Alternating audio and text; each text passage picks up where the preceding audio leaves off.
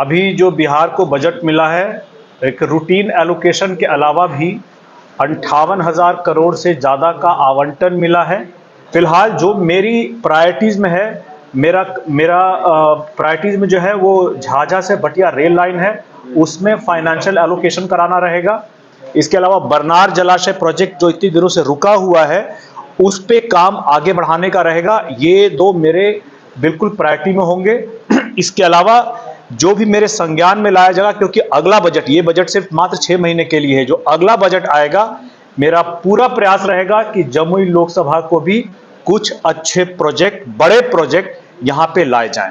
बात को लेकर पॉलिटिक्स काफी हो रहा है और विपक्ष का कहना है कि सीएम नीतीश कुमार भी मांग करते रहे, उनको इस्तीफा दे देना चाहिए।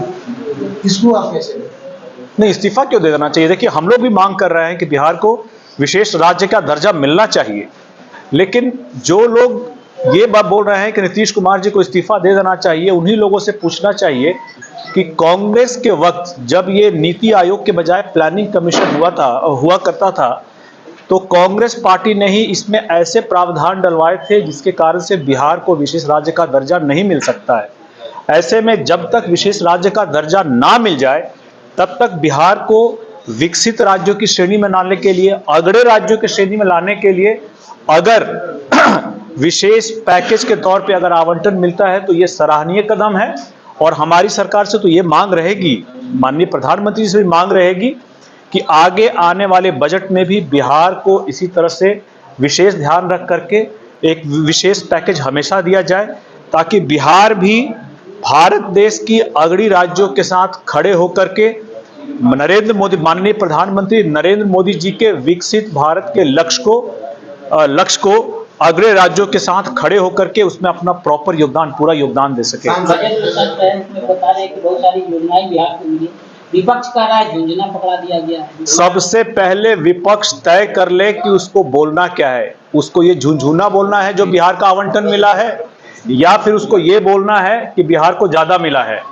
मेरे हिसाब से ये जो बजट है बिहार के लिए एक समावेशी बजट है, एक न्याय संगत बजट है, न्यायपूर्ण बजट है। पिछले 2 दशक में आप याद कीजिए कि ऐसा कोई भी बजट आया हो जहां पे बिहार को विशेष ध्यान दिया गया हो, कभी नहीं आया है। इस बार जो बजट आया है, जो वादा प्रधानमंत्री नरेंद्र मोदी जी ये लोकसभा चुनाव 2024 में करके गए थे, उन्होंने उसका पहला स्टेप पहले ही इसमें बजट में उन्होंने आवंटन दे करके उस वादे पे खरे उतरने का काम किया है, ताकि बिहार के लोगों को भी लगे कि जो उन्होंने उनको 30 सीट जिता करके भेजा था, उस पे प्रधानमंत्री जी खरे उतरे बिहार के लिए। देखिए, क्या आप लोग नहीं चाहेंगे? हम लोग नहीं चाहते कि बिहार विकसित हो। महाराष्ट्र और कर्नाटका की तरह हमारे पास भी उस तरह से जीएसटी कलेक्शंस आए, हम भी उस तरह से योगदान कर सके। हमारे यहाँ भी एक्सप्रेसवे हो, नए पुल हो, पुलों का जाल हो। ऐसे में बहुत जरूरी है कि बिहार को आगे आने वाले बजट में भी ऐसे स्पेशल ये आवंटन मिले, स्पेशल पैकेजेस मिले, ताकि बिहार में भी जो विकास बाकी राज्यों में हुआ है, जो बार बार बिहार को उलाहना दी जाती है ना कि पिछड़ा राज्य है, पिछड़ा राज्य है, इससे मुक्ति मिले और बिहार भी बाकी अगले राज्यों की तरह भारत के विकसित होने में अपना योगदान दे सके। ये बहुत जरूरी है। ये एक न्याय संगत बजट है जो बहुत दिनों से चाहिए था और अब जाकर के मिला है।